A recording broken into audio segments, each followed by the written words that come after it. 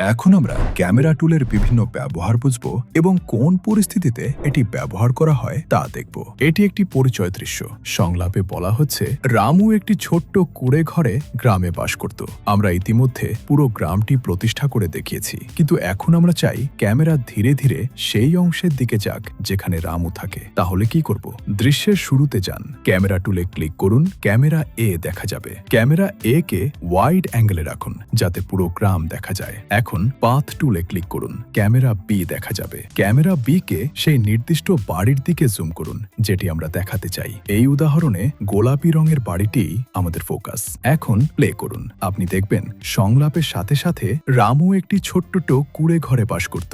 Camera wide angle থেকে ধীরে ধীরে বাড়ির দিকে জুম করছে। এভাবেই পরিচয় দৃশ্যে আমরা জুম ইন ফিচার ব্যবহার করি। এবার একই কৌশল উল্টোভাবে ব্যবহার করি। আগের ক্যামেরাটি মুছে দিন। ধরুন গল্প শেষ হয়ে গেছে। সংলাপে বলা হচ্ছে, এভাবেই রামু পুরো গ্রামের সাহায্য করেছিল। এখন আমরা দৃশ্যটি শেষ করতে চাই। ক্যামেরা টুলে ক্লিক করুন। ক্যামেরা এ কে রামুর বাড়ির কাছে রাখুন। তারপর পাথ টুলে ক্লিক করুন। ক্যামেরা বি কে পুরো গ্রামের ওয়াইড অ্যাঙ্গেলে ছড়িয়ে দিন। এখন প্লে করুন। দেখবেন আমরা বাড়ি থেকে শুরু করছি এবং ধীরে ধীরে পুরো গ্রাম দেখা যাচ্ছে। এই জুম আউট টেকনিক দৃশ্য সুন্দরভাবে শেষ করতে এবং আবেগপূর্ণ সমাপ্তি দিতে ব্যবহৃত হয়। এখন আরেকটি উদাহরণ দেখি। সংলাপে বলা হচ্ছে, একটি ছোট্ট শহরে অনেকগুলো বাড়ি একটির পর একটি তৈরি ছিল।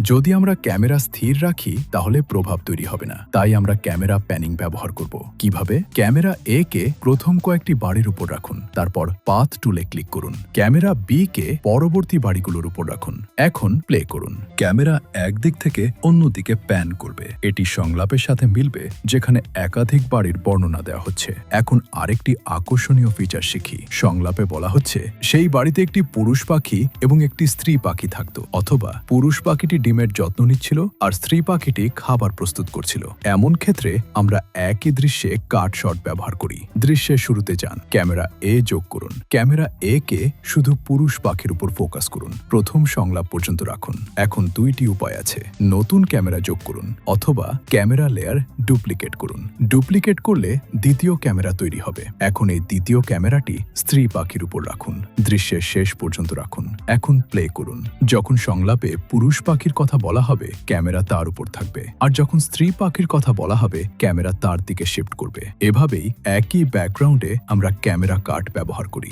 যদি দুইজন কথা বলে, যখন প্রথম ব্যক্তি কথা বলবে ক্যামেরা তার উপর রাখুন। যখন দ্বিতীয় ব্যক্তি উত্তর দেবে ক্যামেরা তার দিকে শিফট করুন। এর ফলে কথোপকথন স্বাভাবিক এবং প্রফেশনাল মনে হয়। আমরা কি শিখলাম? আমরা ব্যবহার করি জুম ইন মনোযোগ কেন্দ্রীভূত করতে, জুম আউট পুরো পরিবেশ দেখাতে, প্যানিং বর্ণনামূলক মুভমেন্টের জন্য, কাট শটস একই দৃশ্যে ফোকাস পরিবর্তনের জন্য, ক্যামেরা সুইচিং কথোপকথনের জন্য। এই সব কৌশল গল্পকে আরও শক্তিশালী করে এবং ভিডিওর সিনেম্যাটিক মান বৃদ্ধি করে।